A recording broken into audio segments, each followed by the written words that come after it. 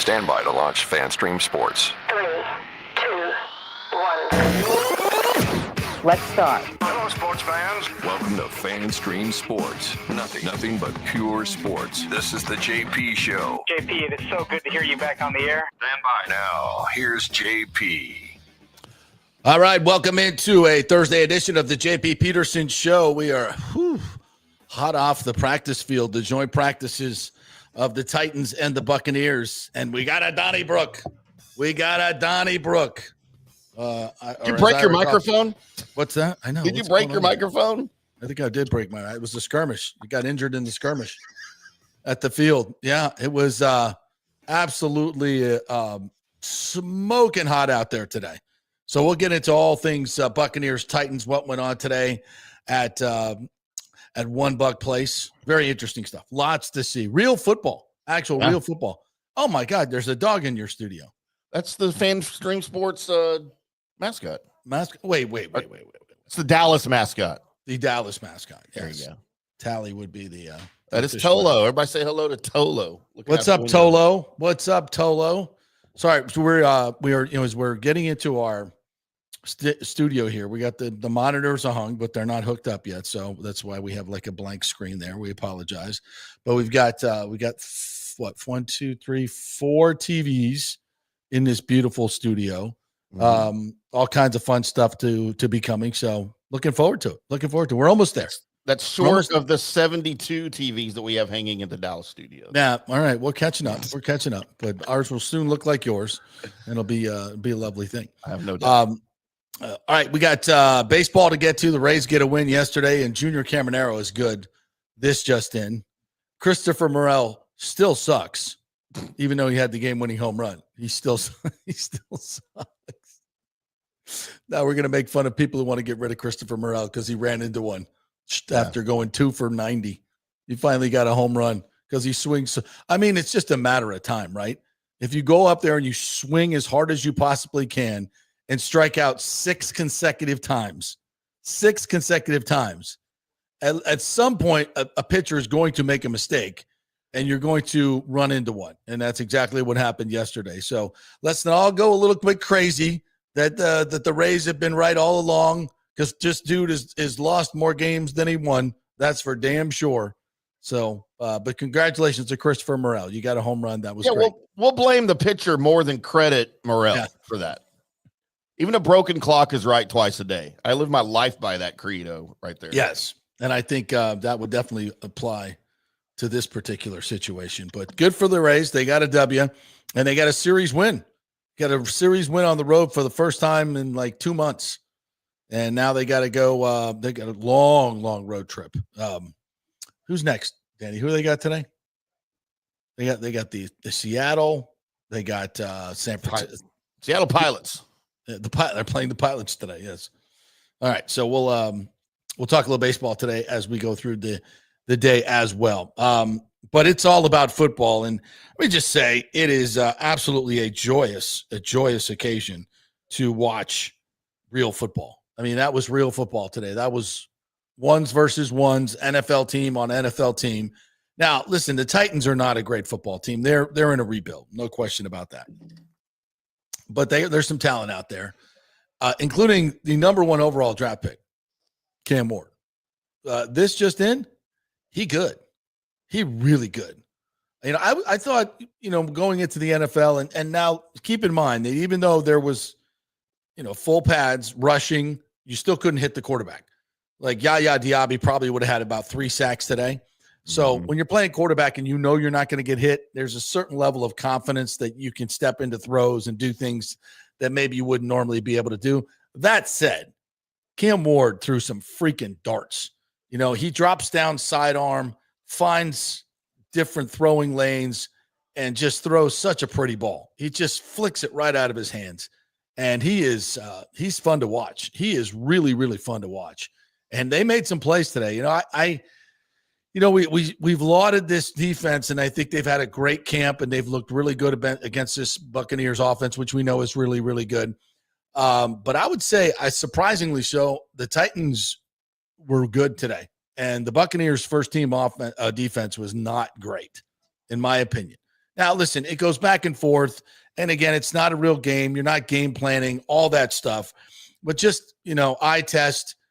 Cam Ward made some great throws. Their receivers, who are a bunch of nobodies, made some really, really good catches. And there were some gaping holes in the secondary that reminded me of last season. And that's not good. That is not good. So that is the first takeaway that I had from this is, and even in the run game, which you really can't tell a whole lot, but it felt like, you see how teams react, the players that are watching, if they do a run play and it looks like they hit a hole and the guy gets out the other side, you don't know because they're not tackling to the ground, right? But if the other team reacts like it was a good run play, you kind of assume that they got a good chunk, adding to what you see. So they had a good day in the run game. The Titans did, and Cam Ward found some holes in the defense. Just some individual, and maybe the big story of the day, we had a skirmish. Now it was more of a melee. Football melee. Borderline Donnybrook, my friend, because this one was it started. We're trying to put all the pieces together as I talk to all the different, because you can't see everything. You can't be everywhere. So in the one-on-ones, trench drills, Graham Barton got the best of Jeffrey Simmons, and there was a little skirmish after that. So Graham Barton, Mr. Nice Guy, like Mr. Nice Guy from Duke, right, gets in a skirmish with big bad Jeffrey Simmons. So it started there. And then when they're going 11 on 11, Houston drops a perfect slant from Baker Mayfield. Then your eyes are kind of over there. And then you kind of hear a little skirmish going on. And behind the play, evidently Simmons and Graham Barton went at it again. And, of course, Luke Gedeke, as he is known to do, jumps right in as always the third man in and belly flops on some dude. And then it's just then it's a melee. Then it's a Donnybrook. Both benches emptied. I mean, entire bench is emptied. And it went on. You know how the pile kind of moves like an amoeba, as the fight is going. So it kind of moved for a little bit, and there you can see haymakers going, and then Bucky gets thrown out of the circle, and so he goes to the ground, and whistles are blowing, coaches are trying to get in there. It went on for a good probably 45 seconds to a minute. That was as camp fights go. That was a good one. That was a Donnybrook. And I'm hearing, since I left, I had to leave a little bit early, that they had a little dust up a little bit later on too. Yeah. So it was brutally hot. You could just sense the intensity. Number one, Timmy, when these guys are going at it, especially in the one-on-ones, pass protection drills, it's nasty. It's like a full-on fight. It's like a fight, but it's like a controlled fight. And with that kind of heat and that kind of frustration, Lord, and you could just feel it coming. You knew it was going to happen. We had a big fight in the Ravens Colts joint practice earlier in the week too. And this happens every summer, right? Every when you get close to the preseason, you start having these joint practices. These guys haven't really hit anybody other than their own teammates, and they haven't even really hit them. Yeah. Since in some cases December, early January, right when the season ended. So they get some unfamiliar faces across the line from them, even though it's just a scrimmage. And they're ready to hit somebody. Yeah. And it's on both sides of the ball, and stuff like this happens, and it's the greatest thing. But at least you've got the Bucs and the Ravens and the Colts and the Titans fighting with players on other teams, unlike here in Dallas when we just got everybody fighting each other. Yeah. Fighting each other, right. Yeah. Yeah, we've had none. So I don't know if this counts. Do I still get lunch from Coach Bowles? He said if we didn't have any fights, he'd buy me lunch. Yeah, because I jinxed him by asking him. That's right. But I think that's just fights between teammates, right? So I still think he owes me lunch. Well, that's true. I don't know. I'll have to get a clarification. We didn't clarify that, did we? Communications department. But I think I'm still good. So that happened. And that was kind of interesting. I know Christopher Cole said it was Cody Mock.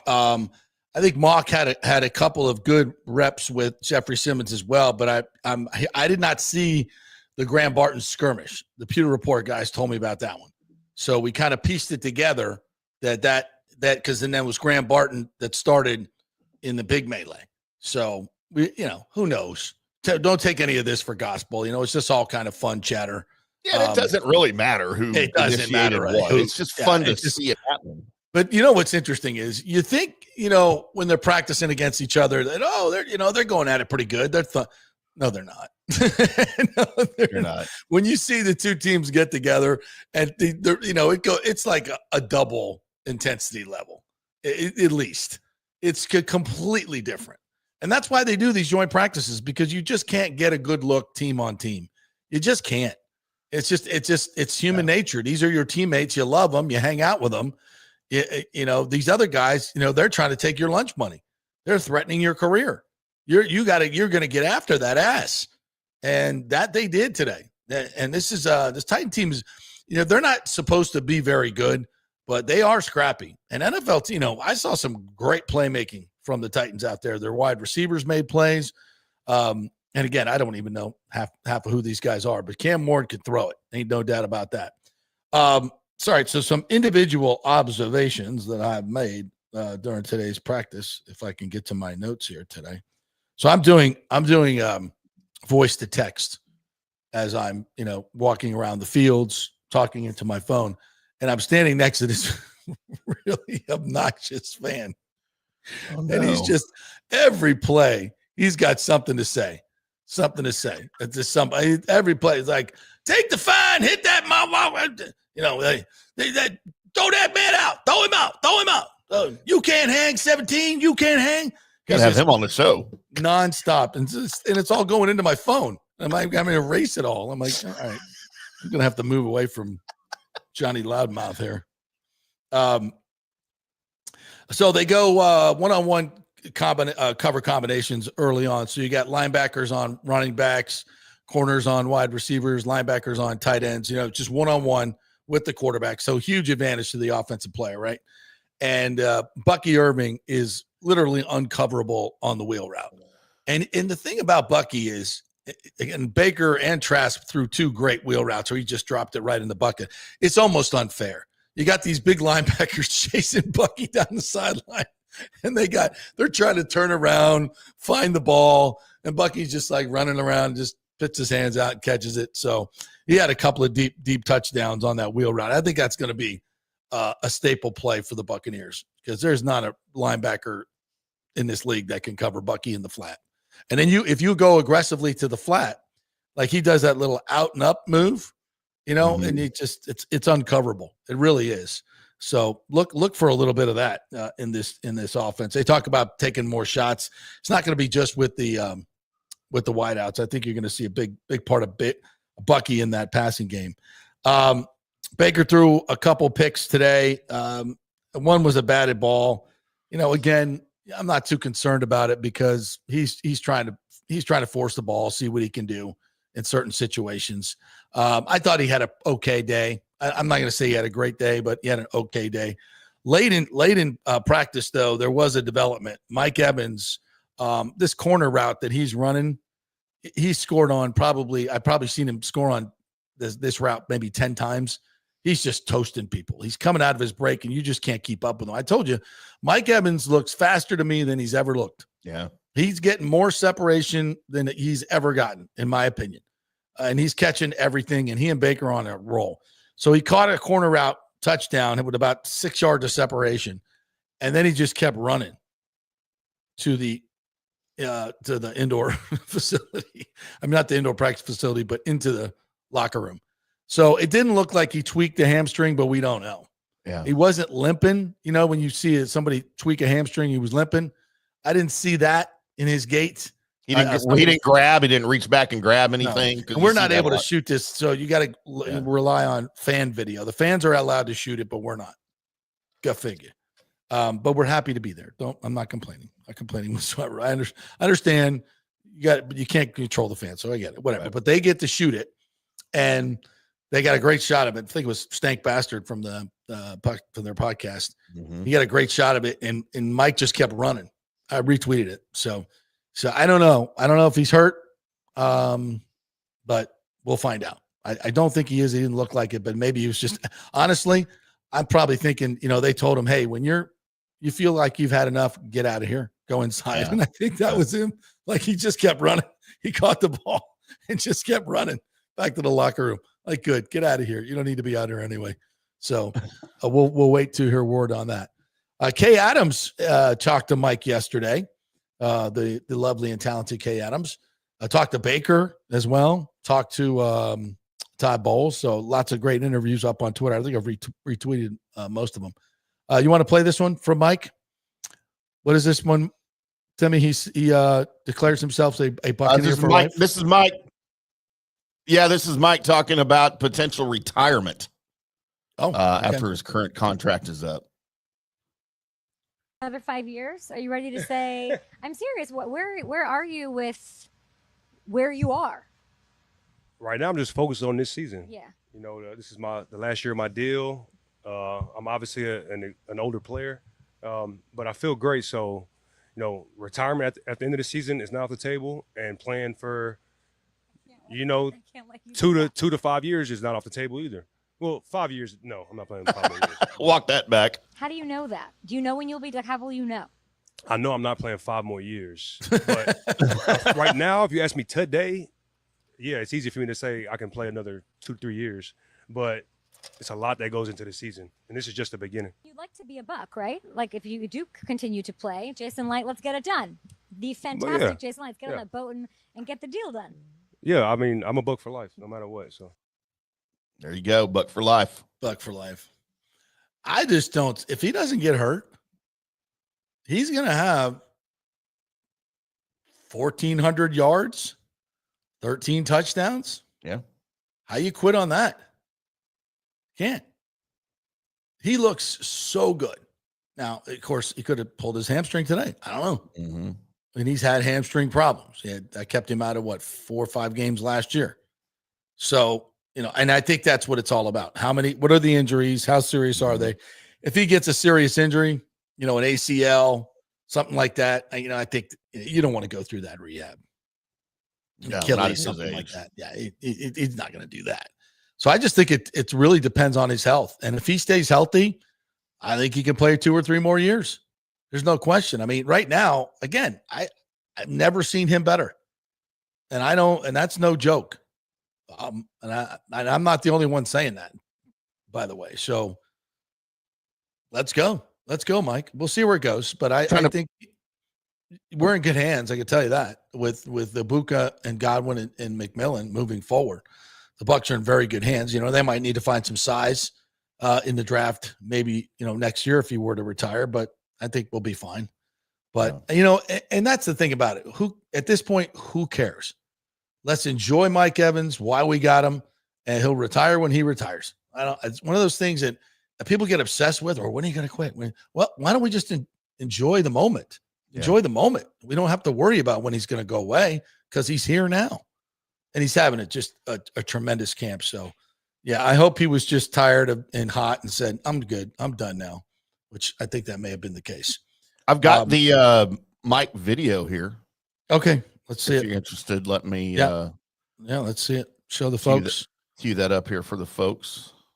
I think this is courtesy of Stank Bastard. I think he was. It's whoever you retweeted because I pulled it off of yours. Here we go. Mm-hmm. Yeah, he's going to come to your camera left. Baker. What a great throw. I don't see him limping there. Keep running it. Take it all the way in, Mike. Nah, he's just done. He's just done, right? Like, I'm done with you boys. I'm done with you boys. Bye-bye.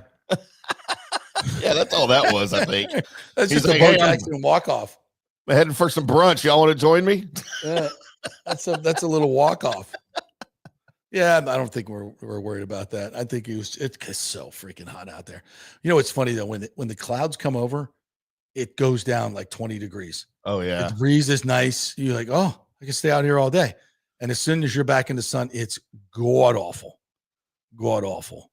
I haven't seen any video of the fight yet, but I know somebody got it. Some fan got it. So when I see it, we'll retweet it and we'll put it up here on the show. Show. I'll look for it. Show. Yeah. All right. Some other observations from practice today. Bucs going 7-on-7 with Cam Ward. You know, of course, there's no rush. Real big advantage to the offense, especially the quarterback. He can see everything. but there were, for my taste, there were way too many coverage breakdowns. There was one deep corner. A guy was wide open. Another seam route that Cam Ward threw down to the seam that was, again, the guy's wide open by 10. The two corners on each side weren't within 10 yards, just running down the middle of the field wide open. I mean, that's a concern. I don't know where the safeties were. You're just seeing this play once. I can't go back and watch the replay, but that's never a good sign. It's a lot of what we saw last year. So again, we're not super concerned, but we're just reporting what we see. And sometimes, frankly, when stuff goes poorly like this in these joint practices, it's a great wake-up call. It's a great coaching point. It gives the coaches a lot of opportunity to motivate these guys and get them going a little bit and see what they really need to work on. So this was a really good test for them today, a better test than I thought, to be quite honest, because Cam Ward is really, really good. So we saw a lot of that. Sterling Shepard continues to play really, really well. He made a couple of really nice catches down the field. Baker found him on a kind of a deep crosser, cover 2 beater, and right in stride, beautiful catch, beautiful run. He's having a really, really good camp. Yaya Diaby continues to dominate. He got 2 sacks against the first team Titans offense. He just ran around the left tackle like he was standing still a couple of times. Really, really good. He continues to have a great game. Hassan Reddick, first play of 11 on 11. Hassan Reddick drops into coverage, and Cam Ward throws it right to him. Well, actually, he had to dive for it. Made a really good diving. And that was the first play after the skirmish, the melee, the Donnybrook, if you will. So they had to come off the field. So they were playing like real football. So one play for the Titans off first team offense. Reddick gets the pick. He comes dancing off with the ball. The Bucs sideline is going bananas. And now they start taunting Cam Ward. And they're like, bye. See ya. Go to the sideline. Go to the sideline. That was right after the fight. So things were getting really, really chippy. Like super, super chippy. So fun to watch. Definitely fun. I've got a little video here from Stink Bastard of the fight, but apparently the fight looks like it was on the opposite side of the field from where the fans were allowed to sit. So I'm not sure how. It was actually right in front of him. Okay, well, it's not where Stink Bastard was sitting then, because he's on. He's down in the end zone. He was down in the end zone. Shepard. Oh, it's going down. Yeah, it is going down. Fences are cleared. No, zoom in. Yeah. This is a little after I think Bucky got thrown down. Go help him out. Yeah, that's all we got. Sorry. Yeah, we'll get a better look at that because it was right over there in front of the fans. Somebody's got a good shot of it. I will continue to monitor social media. Hey, ding, ding, ding, ding, ding. We got a super chat. We got a super chat from Jimmy J. Voyager. $9.99. Thanks for buying lunch, wow. Jimmy J. Says, I'm so real. Where are we going to lunch for $10? No, but at least for me, I can go over to Riveters and get you a beer. Yeah, no, I could get a burger over there. For happy hour, I could get wings. Jimmy J. Voyager says, I'm so ready for the best month of Tampa Bay sports. NFL season starts. NHL preseason starts. And the biggest one of all, Ray's sale will be completed. Oh, yeah. You nailed it right there, Jimmy J. Yep. Yeah, somebody asked me yesterday, like, when's the sale? What's the date? I'm like, dude, I don't have a date. It's September. Probably towards the end of September, I think, is when it'll become final. And then it'll be interesting to see. Is Stu going to have a press conference? I can't imagine, dude. He's going out quietly. Yeah. Yeah. Like the new owners will come in. They'll do an introductory press conference with the new owners. Stu won't be there, and the new owners will start off. We want to thank Stu coming on the show, by the way, for making this a fluid transition, and appreciate him and helping us out and get through this and blah blah blah. And that'll be the only thing we hear about Stu Sternberg in that wholesale. Yeah, I don't know about that. I don't think he's going to go quietly. That's how it should be. I don't think he's going to go quietly. I think he'll have a private audience with John Romano, and we'll get some interesting quotes out of that we can all laugh at. You think Stu will come on and he'll go, I'd like to thank me for making this possible? I'm gonna publicly invite him on the show. I mean, I think that would be fun. Yeah, why not? It's over. It's over.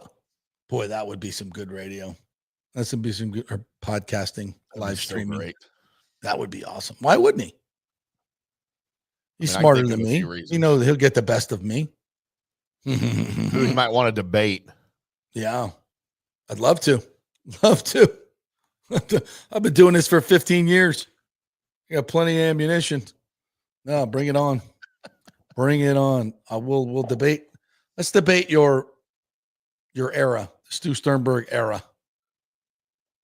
Be fun. That'd be fun. But thank you for the super chat. All right, let's take a break. We'll come back on the other side and get to your great comments here. A lot of baseball chat. If you guys have any questions about football and what we saw at Bucs today, I'll be happy to answer those questions for you.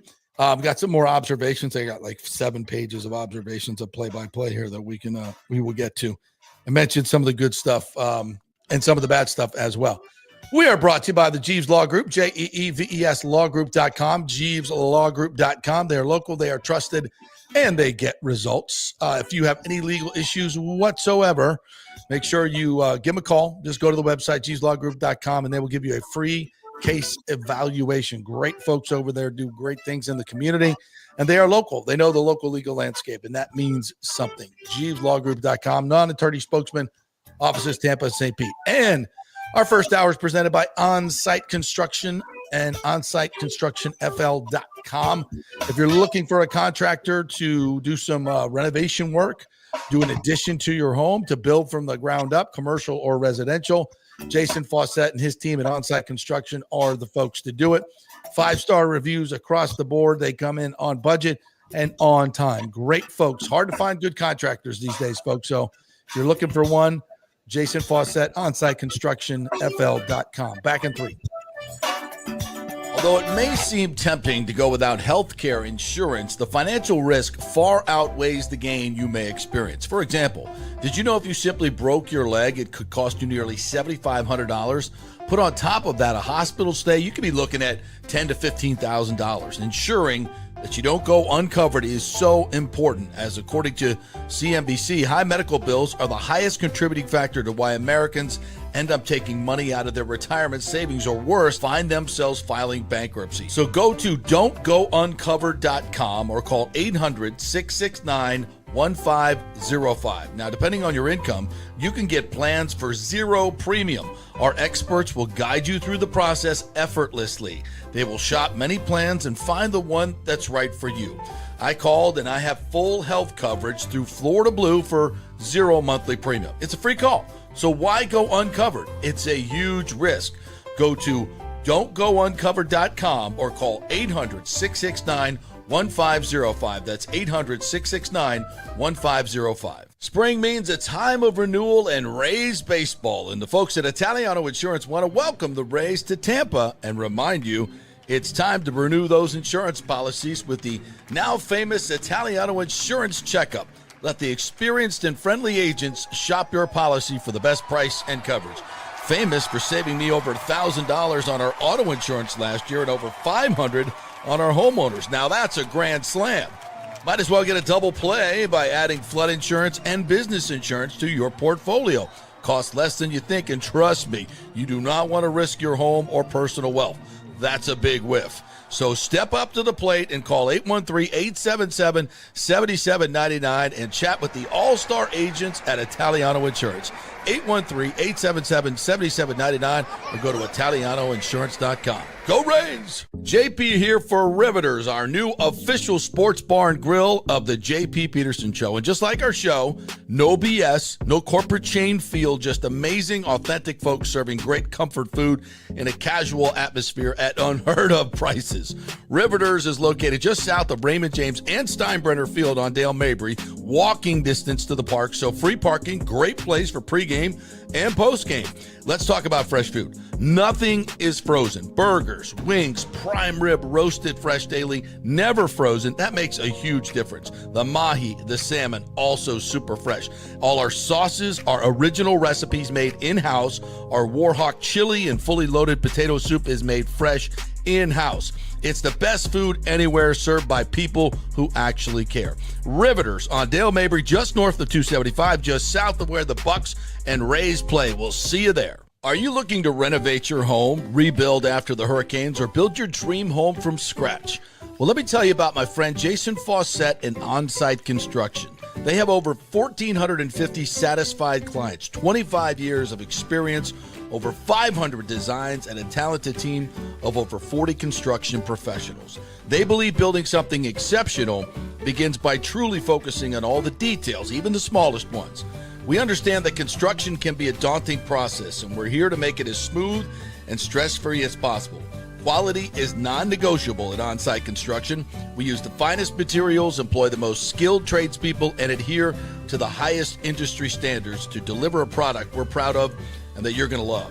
Our project management is meticulous with a focus on completing projects on time and on budget. Your happiness is our primary driver. So give us a call at 813-579-5789 or check out our incredible website at onsiteconstructionfl.com. Are you having legal issues with a business partner or other legal business issues? The attorneys at Walters, Levine & DeGrave can help. Call 800-616-0384 for a free consultation. At Walters, Levine & DeGrave, we've redefined what a law firm can be with top-tier attorneys, personal service, and 26 years of success. From business law to civil litigation, we deliver smart, client-focused solutions. Walters, Levine & DeGrave recently won a $6.4 million jury verdict from a large real estate developer, and they can win for you too. Walters, Levine & DeGrave. Let's solve it together. Not attorney spokesman. For a free consultation, call 800-616-0384 or go to walterslevine.com. Offices Tampa, Sarasota. Let's go.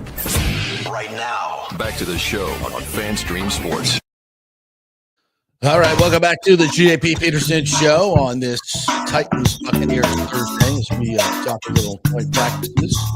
Get your comments here in a second. Don't forget, if you're heading over to the preseason game Saturday night with the Titans, don't know how much the first team's going to play, but they're going to get some reps this preseason. Don't know how many Becker's going to play or what game it's going to be, but maybe in the first game. We'll see. Head on over to Riveters before and after the game and enjoy some of their great fresh food. The burgers are fantastic. We don't talk enough about their handcrafted burgers made with Angus meats, which makes a huge difference. They're big. The brioche bun, fantastic. The bun makes the burger sometimes, doesn't it? Absolutely fantastic. I go for one right now. And the chicken wings are out of this world. It's Riveters, Tampa, just north of 275 there on Dale Mabry, just south of the Stein. So head on over and tell them JP sent you. All right. Let's get to some of your wonderful comments here today. And thank you for the super chats. And you can jump on YouTube and do those super chats if you so desire. Brandon Weed said Morrell has like 15 strikeouts for his last 22 at-bats and one hit. Still need to DFA this joke of a player. JP, yeah. If we have time later after we finish Buck stuff, I've got a funny Christopher Morrell thing to share. Well, you can share it now since we're talking about Christopher Morrell. We're going to do. Want to do it now? All right. Sure. I found an interesting article online that made me giggle. This is from February of this season from our folks at Fastball with Sports Illustrated. The headline here: Tampa Bay Rays Christopher Morrell projected for biggest individual improvement in American League. Improvement in what? So the premise here is his WAR. His WAR. His WAR. He had a minus 1.0 WAR with Chicago and Tampa Bay last year, right? That's it? Well, that was last year. Last year. They projected him to go up to a 1.5 in 2025. And would you like to know what Christopher Morrell's WAR is in 2025? -3? It's minus 0.5. 0.5. That's it? Yeah. His career WAR is now 1.8. But they thought he would go. And I don't know what clearly you got to play better than you are now to get to a 1.5. Well, Evan Klosky tweeted out yesterday that and he showed these stats, his bat speed and his barrel rate when he hits the ball is elite. It's elite. Yeah. But he never hits the ball. His strikeout rate and his whiff rate is also elite in the other direction. So his 2023 stats were he hit 247, 26 home runs, 70 RBIs, 6 stolen bases, and an 821 OPS across 107 games. Mm-hmm. This year, they projected him at to bat 230, 23 home runs, 70 RBI, 9 stolen bases with a 735 OPS.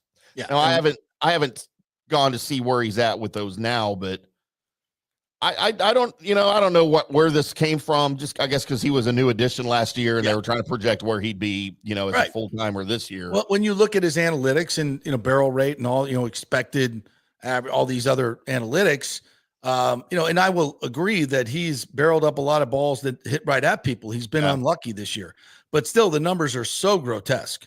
They're so grotesque. And for a major leaguer to strike out that many times in a row, I mean, that is not competitive baseball. You're not a major leaguer if you strike out 6 times in a row and 10 out of 13 at bats. That's an elite level of failure. That's an elite level of failure at that point. I mean, we're not talking about ground outs. We're talking about you can't hit the ball. You can't even make contact. You can't even make contact. That's like a single A guy coming up to major leagues. And it's been that way all year long. So these people that are getting all excited about him hitting a home run, oh, he's back. Please. JP, no. So for comparison, I've never played competitive baseball. I never played in high school. Obviously never played beyond that. Played in some beer league softball stuff, right? I've got a good buddy that pitched in the major leagues. Mm-hmm. And my good buddy gave up a very famous home run, and I believe today is the anniversary of it, 18 years ago, when Barry Bonds hit 756. And the pitcher that gave that up was Mike Bassick of then the Washington Nationals. Okay. Mike Bassick's a good buddy of mine from here in Dallas. His dad played for the Rangers. Mike played for the Rangers. He's on the local Rangers broadcast and been in radio here in Dallas for years. Anyway, about 7 or 8 years ago, we had a little charity baseball thing that I was involved with for the radio station here. And me and Mike being good buddies, I'd always teased him, but I could get a hit off of you. I've never played. I could get a hit off of you. He's like, there's no way. And everybody around me is like, there's no way. Like, I haven't swung a bat in 20 years. I could get a hit off of you. If you give me 10 pitches, I could get a hit off of you. No, and he was like, okay. He's just laughing. He's like, okay, what's the bet? Like, you name it. What's the bet? And he's a lefty. All right. He's a lefty too. All right. And I'm a righty. So, it was of course it was on the air. So some charitable bet, and he did not hold back. He almost hit me with a fastball, by the way. Of course. That was on the first pitch. Of course. Yeah. That that was coming. Brushing me back, and I was like, I didn't have a helmet on or anything, right? I thought we were just having fun. He threw me, and he didn't even throw me a curveball. Never even threw me a breaking ball. Well, 10 straight fastballs. I made contact on one. I fouled one off one time. And that, dude, I didn't even come close on any of the other ones. And he didn't even throw you a curveball. And he never threw me a breaking ball. And I knew what was coming. And I never could catch up on any of them. And his fastball when he played was never more than about 92, right? Yeah. So he was probably throwing about 80. Yeah. And I couldn't even come close to making contact with it. Well, I was a very good high school baseball player on the number 1 ranked team in the state. I'm going to I was. Yeah. In fact, I was just with a bunch of my guys this weekend in Hollywood, and my buddy Joe McEwen, who pitched in the major leagues. And I didn't get a lot of hits off Joe, but I got hits off Joe and Joe Klink and some of these guys that played in Colt League and Pony League, and even in high school. I got some hits off guys that were major league pitchers, became major league pitchers. They weren't major league pitchers at the time. They were throwing, that was back when high 80s was fast. Yeah. Okay. Yeah. Fast forward, played in a celebrity game about, 12 years ago. And we had some guys that were probably 2 or 3 years out of playing in the big leagues. Mm-hmm. I forget their names. And one of them was Doug Wechter, and Wechter hit me. He literally hit me with a fastball. Pitchers, freaking pitchers, man. And I didn't even take my base because I wanted to keep hitting. But so there was another guy, and I forget his name, super nice guy. He was about 2 or 3 years removed. And so I'd gotten 2 hits in the game. And so I come up against this guy, and he's like, all right, this punk, this media guy is going to get a little dose of what real major league pitching is about.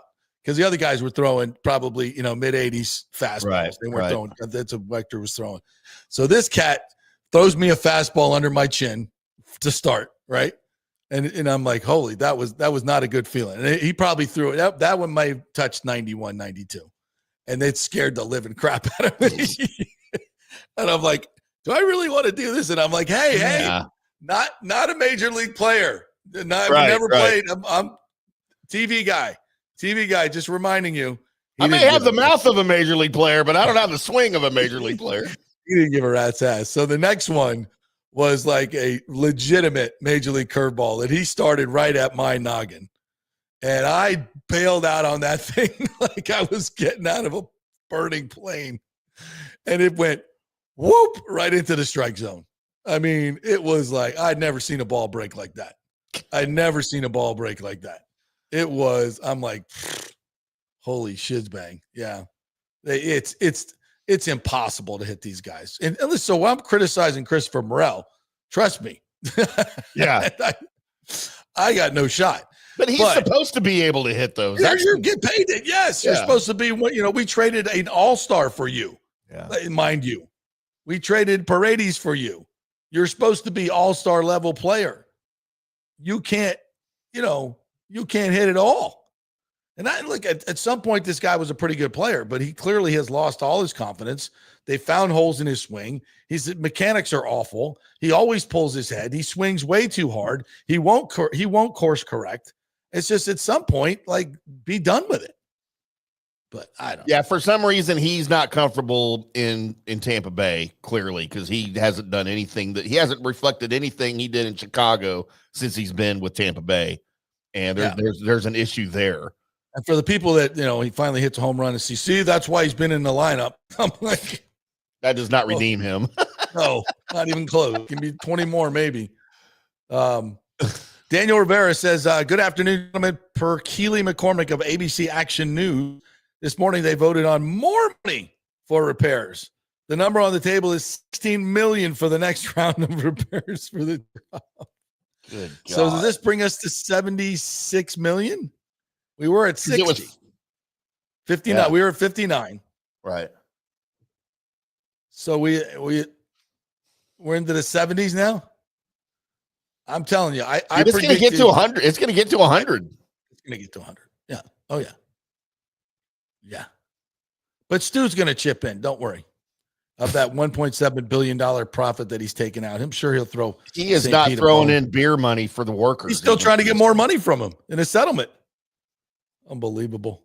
The city councilman in St. Pete, Copty Gertis, said in that ABC Action News piece that it may push the price tag past the initial estimate, and that's a conservative number. Let's put that in the shocking development character category. Who would have guessed? Who would have guessed that? The city of St. Pete, boy, I don't know if you've heard this, but there is a Doge Florida now. And these guys are crawling up the behinds of all these blue cities and county governments that have been wasting ridiculous amounts of money on stupid stuff and raised taxes over 50% over the last 5 years. So all the taxpayers, if you've seen your property tax bill double, this is what it's paying for. And I saw a list, a public document. One of our listeners sent me this on all that was requested from the city of St. Petersburg by Doge. Oh, wow. I didn't know there was that much shenanigans going on. All these different offices they have. It is just, it's going to be really bad. When they see the money that they've spent on that and then see the money that they have to spend on this, and they can't hire more inspectors to get more permits done for people who want to rebuild from the hurricane, it's going to get bad. It's going to get bad. Lonnie Wilkins says, JP, I attended an event with Wade Boggs last week, and he and Stu do not have a good relationship, which is a shame. He mentioned the lack of being invited around team despite having his number retired. Yeah.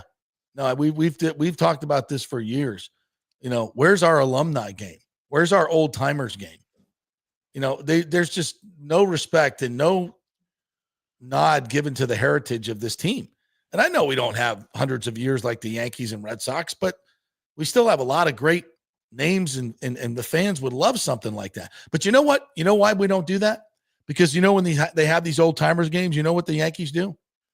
They pay for the plane tickets of the players and the accommodations, and they bring them in and they do it first class. Yeah. You think that's ever going to happen here? No. Well, Dude, you know, the Rangers as an organization have only been around since 1961 as the new Washington Senators when the old ones moved to Minnesota. They've only been in Texas since 72. And yet they have one of the most beloved, like, former player organizations. They're here, and it's not just once or twice a year. Like once a month, they've got old players coming in to talk to the crowd, to have, you know, their old timers night. They'll put their picture up on the screen, and they're in the suite with, you know, the owner's suite, and they come back for their games, and for any you know, a player's number getting retired or someone going into the Rangers Hall of Fame, all of them show up on the field for that ceremony. Everybody. And it's the team has brought them in. Like you said, they put them up their accommodations. They do a whole week of it. Yeah. And it's all covered by the media. And people like me who love our history and love our team, dude, I eat that stuff up, man. And it brings you closer to the team, it brings the fans closer to the game. And it's like one of the most important things to me of my baseball team. And I can't believe they don't do that in Tampa. Like, I can't even fathom that. It just goes right to what Stu's all about. He doesn't care about any of that. Yeah. It's just dollars and cents. It's all it's ever been to him. And it's so insulting to fans who are emotionally invested in the team. Yeah. That's what burns my ass so much. Yeah. He doesn't care. You know, and it's same. Yeah. Well, not for long. NFL, baby. Lonnie Wilkins says Wade went on to talk about how when they knocked down the Trop, he'd like to get the yellow seats. But he and I then laughed when I told him Stu would gladly sell them to him at the right price. Come get your seats. Urinal cakes on sale from the Trop right here. The JP Peterson urinal cakes available at the gift store. Daniel Rivera says, per Bay News 9, the cost of repairing the Trop continues to add up. It's expected to approve $1.3 million in fund to repair the turf later this year. Okay. So all these additions, are these above what the estimate cost was? How are these not in the original estimate, like the turf? That's clearly part that's what I'm saying. I think the original estimate was 59, but they voted on now up to 59. So anything else they vote after this is going to be more. That's crazy. It's going to be a lot more than 50. I think the original estimate was like 44 for the roof, 59 total. Yeah, we're steaming way past that. It's like a roofing company coming. You have a storm. Hey, we need to fix your roof. Here's your estimate. Oh, it's only $10,000. Sweet. And then they start working. They go, oh wait, well we got to add shingles to that because you're gonna have to have shingles, but that wasn't part of the original estimate, so that's gonna be another $5,000. It's gonna be a lot, and we were supposed to have Richie Floyd on last week. He'll come on soon. We'll get him on soon. He said he would love to do it. So as we get more information, it'll be fun. Kenneth McClary says, good morning, guys. I got a question for you, JP. Is this the end of times? Having Christopher Morel hit a game-winning home run. Was that in the Bible? I think it is in Revelations. Yeah, I think it is. Revelations 1:17. 130. 1 for 30. Right. Daniel Rivera adds, Phil Amon of Florida Politics said yesterday on X that the cost overruns are reaching $4 million. Also reported by Janelle Irwin. Yeah, it's going to get really, really ugly. Wade also said, according to Lonnie Wilkins, that the new ballpark will be a huge success and that it's well overdue.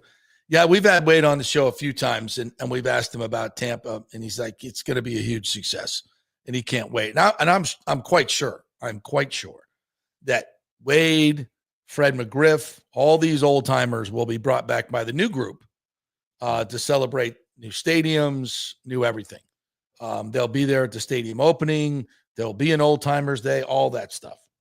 And the fans are going to eat that up, man. Yeah. Christopher Cole says, Bull said that Vita has shedded more weight. Yeah, he looks great, and he's playing great. He's fantastic. We're going to give you a little Payne Durham and Hassan Reddick that we got last week. Going to play that in their second hour. It's really good stuff from these guys. One of the things, and I asked Payne Durham, he said, one of his favorite plays, because his blocking has improved a lot, is when he kind of goes in motion and does that wham, what they call a wham block on a down lineman or an outside defensive end. Tight end comes across and kind of hits him at an angle. So I said, so you like that block? I said, who do you not want to see on the end of that block? He's like, Vita Vea. I said, what's it like running into him? He goes, literally like a running into a brick wall with a Mack truck behind it. Your body just does not move. The dude is just so big and strong. Christopher Cole asked, was Tez out there today? I saw a post of him talking smack to Cam Ward. Yeah, he was out there, but he was not playing that I saw. I did not see him dressed out. So Just Inventory is new in here. Thanks for joining us. Can we get Vita Vea in a few more short yardage packages? Let the big boy eat. Tampa tush push. Gus Swayze going to light up the league this year. Love this one, Just Inventory. Nice. That's an entertaining text right there for those of you who put up comments. Yeah. It's interesting why we don't use Vita Vea as a lead blocker more. I don't know. Because he's played running back in high school. He's incredibly athletic, and him leading through the hole. Now we've done it before. He's actually got a touchdown pass. Because can you imagine a linebacker? I got to, covering the fullback, and the fullback's Vita Vea. So the first thing you do is he's coming through the hole. So what do you got to do? You got to load up. You got to load up and try and stick him in the hole, right? Well, guess what? What if he's running out for a pass? So you're trying to load up, and then he just gives you the okey doke and runs out into the flat. You got no chance. No chance to cover that. None. Better hope he runs out in the flat. John Hill says to flatten your swing, Tim, when you go up against those fastballers. Need to do something. I have no bat speed, by the way. I didn't 10 years ago either. Oh, my God. This is not good. Stefan Gonzalez says, pretty sure Stu is involved in buying the WWE. What? Are you serious? Are you serious? According to who? Oh. I mean, I don't care because I don't watch wrestling. Oh, that would be really, really bad for wrestling fans. Jimmy J. Voyager sent us another super chat. Jimmy J., we love you, buddy. We're definitely getting lunch now. We may be going to Burns for dinner. At the sale party, a round will be on me, JP. A round for the man who stuck by his reporting, took all the shots and proved everybody wrong and showed who the real reporter is. Thank you for all your reporting on the sale. Damn, Jimmy J., you made my day. You just made my day, brother. Well, thank you very much. And I want to buy you a drink for the kind words. I really appreciate that. Maybe a couple. A couple of super chats today. Definitely bought us lunch. Hey, here's the Jimmy J right here. Here's the Jimmy J. Absolutely. Get one for Jimmy J. We don't have a Jägermeister machine. Oh, and I got you, JP. I got you one right here. I'm on it. That's two for the day. That's impressive. I'm just dying of thirst here. I got to get some water in the break. Oh, we don't have water here. Yeah. Well, I just sweated out 18 pounds at training camp, and I wasn't even playing. All right, if you guys want to jump aboard, you can do that on X. You can go to the JP Peterson Show and comment on X. You can do it on YouTube. You can do it on Facebook as well. Yeah. Yep. So if you want to get into comments or you want to send a super chat's got to be on YouTube. We also have a little QR code here in the left-hand corner there if you would like to donate to our independent journalism. We'd really appreciate that as well. We appreciate that. If you'd like to advertise on the JP Peterson Show, like all these wonderful people, you can email me, jp@thejppetersonshow.com. We'd love to have your advertising dollars as well. All right, we'll take a break. When we come back, you will hear from the great Luke Gedeke. Luke Gedeke, I love this dude. Had a rough start to his career, but man, he is a fun dude and a really good player. We'll hear from Hassan Reddick, and we'll also hear from Payne Durham. So some very interesting folks, fun folks to talk to. We are brought to you by Italiano Insurance. Get your business insurance, folks. If you have started a side hustle or you have a business and you don't have business insurance, or maybe your business has grown, you might need more insurance. So call the good folks at Italiano, 813-877-7799. Chat with them, and they'll let you know what you need to do. And they'll take you through the process on business insurance, homeowners insurance as well. They'll shop all of it around for you, see if they can find a better price. And that can save you hundreds, maybe thousands of dollars. Italiano Insurance, the best in the business, been doing it for over 60 years here in Tampa Bay. Back in 3. Hey, JP here for my concierge medical professional, Chris Lugo, PA. You've heard him on the show for a couple of years where he shares invaluable medical, nutritional, and supplement advice. With Chris, it's like having a medical provider as your best friend. What I love about this concierge service is the convenience and support he offers. I can text or call him 24/7 with any questions or concerns, and he'll promptly call in a prescription if needed. No office visits or copays required. It gives me peace of mind knowing I have someone genuinely invested in my health, not just focused on insurance profits. And the best part, the Bay Area Modern Medical Center's personal concierge service is more affordable than you might think. Don't let insurance companies dictate your health care. Take control of your health and wellness today. Visit BAMMC.com for more information and to schedule your initial free consultation. Empower yourself and take charge of your personal health with BAMMC.com. Hey, JP here for the Gold and Diamond Source. And you know I'm always trying to find ways to save you money or make you money. Well, here's a great idea from Julie and Steve Weintraub at the Gold and Diamond Source. Gold is at an all-time high, so if you bring in your old jewelry, Steve and Julie will buy it off you and offer you the highest trade-in values of the year. It's the perfect time to upgrade what you're not wearing into something you'll never want to take off. So take advantage of that right now.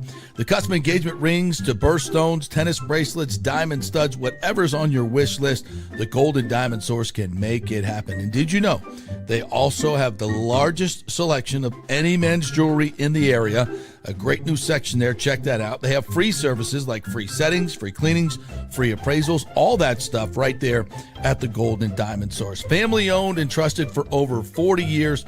Great folks over there. We love promoting these great local companies. None better than the Gold and Diamond Source. 3800 Almerton Road, always online at thegoldendiamondsource.com. JP here for the Jeeves Law Group and my man Scott Jeeves. If you're going to hire an attorney, do you want some guy looking for a quick settlement and a quick buck, or do you want an attorney with some chops? Scott is a board-certified civil trial lawyer and a certified circuit court mediator. Been practicing in the Tampa Bay area for over 30 years. He is a peer-reviewed AV preeminent rated civil trial lawyer. They just don't hand out those classifications. He's been the lead class action counsel on many complex consumer protection cases and has handled hundreds of serious personal injury cases. He's dedicated his career to protecting injured victims and is committed to vigorously representing you. We're local, we're trusted, and we get results. Personal injury and personal attention. Call for a free case evaluation. That's 888-9-JEEVES. That's 888-9-JEEVES. The Jeeves Law Group. Summer is coming. Do not get caught with your unit unprepared. Your AC unit, of course. The awesome folks at Third Generation Plumbing and AC have a special going on right now. You get a free 1-year maintenance package with any purchase of a new unit. They have special 60-month financing as well, so you don't need a huge chunk up front. Third Generation has an impeccable reputation built over 30 years of doing business. They do plumbing, AC, mechanical work, anything you need around the house. They are trusted folks. Go to the website and read the 5-star reviews. Deidre said, great company that always arrives timely. We have used them for our AC both in home and business and have been very happy. The staff is knowledgeable and professional. I would recommend Third Generation again and again. So give Third Generation a call at 813-961-8024 or go to thirdgenerationplumbing.com. Ciao, Paolo Tini here, owner of Caffè Paradiso, voted number 3 People's Choice Award on Open Table. I want to thank all our loyal family of customers that have been enjoying our great traditional Italian dishes we make from scratch every day. It's a great family story we're proud of. Our family moved from Rimini, Italy in 1984. My dad, Caesar, started Donatello, and that's where I got the start in the restaurant business. I started Caffè Paradiso on South McDill in 1995, and we've been there ever since. From our traditional ossobuco, a veal slow roast for 4 hours, to our daily fresh catch, the Gruppo Paradiso, with a piccata sauce and lobster claw meat, homemade pasta like lasagna, farfalle salchicha, which is a bow tie pasta homemade with fresh sausage. Hold on a minute, JP's favorite. I love it. So come and have a glass of wine with me on South McDill. Get a reservation on Open Table and see all our 5-star reviews. Ciao, see you soon at Paradiso. Let's go. Right now, back to the show on FanStream Sports. All right, welcome back to the JP Peterson Show, brought to you by the Gold and Diamond Sports. Always the place to get your engagement rings, anything in the jewelry realm. Head on over to the Gold and Diamond Source, 3800 Olmsted Road, just across the bridge. If you're coming from Tampa, takes about 20 minutes to get over there, but well worth it. They'll serve you a nice beverage. It's a great, great atmosphere to buy an engagement ring. No pressure. They'll give you 5 years financing, 0% financing. So you can get a $5,000 ring for just $83. Gold and Diamond Source, great local folks. We love them over there, Julie and Steve Weintraub. So stop by and please tell them JP sent you. I need to get Steve on the show this year. Talk some football. He loves his football and is a pretty damn good handicapper. That's Steve Weintraub. Oh, yeah? Yeah. Yeah, we did picks with him one year, and he was, I think he beat all of us. Oh, wow. Dude knows his football. We have an update on Stu buying WWE. Uh-oh. It was a joke. Oh, okay. Stephen Gonzalez, don't do that to us. You know, and we don't even care about it. Because that's just ESPN that's buying that, right? Or the broadcast rights or something. Can we talk about that? Like, it's buying the red zone. By the way, not this year. So we got one more year at the NFL Network, Scott Hansen, and then he's moving over to ESPN, I guess. That's what I heard. He said he has himself posted on social media that his job is secure at Red Zone, which I think we all appreciate, right? Because we all love Scott Hansen. Yes. Longtime friend. You know, he worked in this market. Yeah, absolutely. Tampa. Yeah. Great dude. Great dude. Along with Sage Steele and Jay Crawford, all over at ABC 28. It was an all-star team. Love me some Sage Steele. Still behind Channel 8 in ratings, though. We were a behemoth. Yeah. Sitting next to Gail and Bob and Steve Jerby. That's what you call coattailing. Riding the coattails. I got no problem with that. Got no problem with that. Jake Glazer was out there today. I didn't see Jay. Oh, wow. You can miss Jay, too. You can miss him sometime. Former Dallas Cowboys great. Yeah. I'm trying to find some of the fight video, but we haven't been able to find anything too good. So, but we'll see what we can come up with. All right. Titans site or something. Maybe they've got something on it. All right. Yeah. Check the Titans site, Danny. See what you can find. Search it. It's got to be on Twitter somewhere. I'll never call it X, by the way. I don't think I'll ever be able to. Oh, see, I'm done with calling it. I haven't called it Twitter in years. Really? Yeah, I can't. I hated that. I can't think of it any other way. I get it. I just I've put that word out of my brain. Yeah. All right, so let's dive into a little bit more from our potluck. Let's do some potluck sound here, shall we? Yeah, because I know when you're out there, you can't really label it like on the video because you're doing it all on your phone. But I did put them up in the order that you send them to me, if that means anything. I don't know if that means anything or not. Well, we talked to Luke earlier this week, and Hassan Reddick and Payne Durham. They all had really good stuff. But they're hard to turn around on the day, and then we kind of lose track of it. But just want to go back and just kind of check in with some of these guys because I think it's very informational. And also, I think it's also a good way for you guys to get to know them and their personalities because for whatever reason, there's just not as much.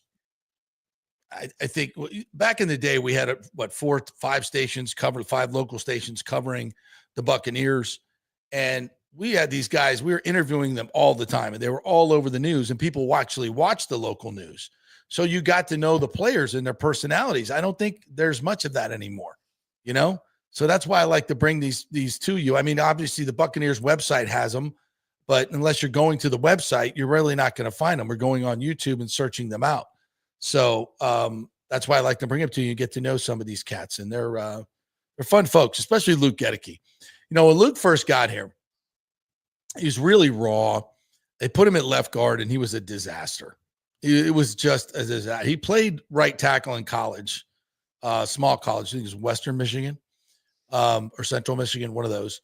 And, was not recruited out of high school, just a small kid, and just became this really, really, literally was not even recruited and played tight end. I think was his first position at an even smaller college, then transferred to a mid-major, and then was drafted by the Buccaneers, and now has become, honestly, top 5 right tackle in the league. And he's worked on his body. He's worked on his craft. He's very serious about his game, but he has this kind of fun, goofy, if I may say that, adoring way, demeanor about him. And I just think he's really fun to talk to. So here's a little bit of Luke Gedeke. I think it's great. I think it's great for our position since there's really no metrics. This is being asked about the Defender of the Year award. Say who was the best of the year, and I think it's cool that they're doing that. So there's some old lineman recognition. We're kind of hard hat, lunch pail kind of guys at the end of the day. It would be phenomenal to win it. Obviously, I'm gonna give my all. I do it day in and day out, and whatever happens, happens. But yeah, all around, it's a cool award they came up with. How do you sense the competition has been between offense and defense in this game? Who's getting better? I say it's about 50-50 at this point. Obviously, when I'm pass protecting, I really don't, especially in practice, I really don't notice who catches the ball a lot of times. I'm just hoping to heck that I protect the quarterback and no one gets around the quarterback, and wherever that ball goes, I get a little peek after the play, But other than that, I have been hearing cheers from the crowd when we're on offense, so that's great to hear.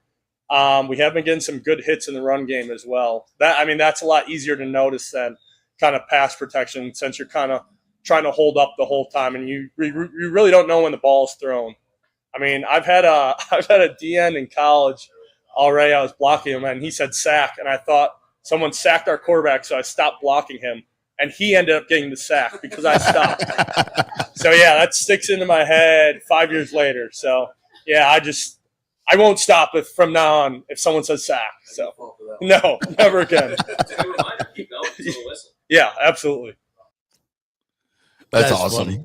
As I asked him, I said, "Oh, you're not going to get fooled by that again, are you?" He's like, "No," because wonder if that guy did it on purpose. Oh, sure. That's funny. That is funny. Yeah, he's got such a great demeanor to him. It's I didn't realize that. Of course, these offensive linemen, they're not watching the play downfield. Yep. They're finishing their block, and they really don't care. It's just do my job. They might see it in film, what happened, but they really don't care, which is interesting. And this is a little bit different, but Teddy Bridgewater talked about this yesterday. When these guys aren't playing football, they don't watch football. They're not. A lot of them are just not fans of a game. Most of these guys couldn't even tell you who's in what division. Right. Well, other than their division, they don't even know.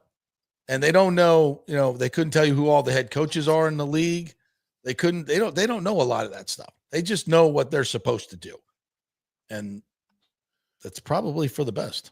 Sometimes Graham will try and step up to the plate. Graham Barton as a leader. I will have to admit I have to put him in his place sometimes. There was 2 days he did beat me in these explosive drills, but then I had to come back and really show him who was top dog. And he was talking about how to get the better of him in that deal. But yeah, Graham, me and him like to compete, so it's always fun.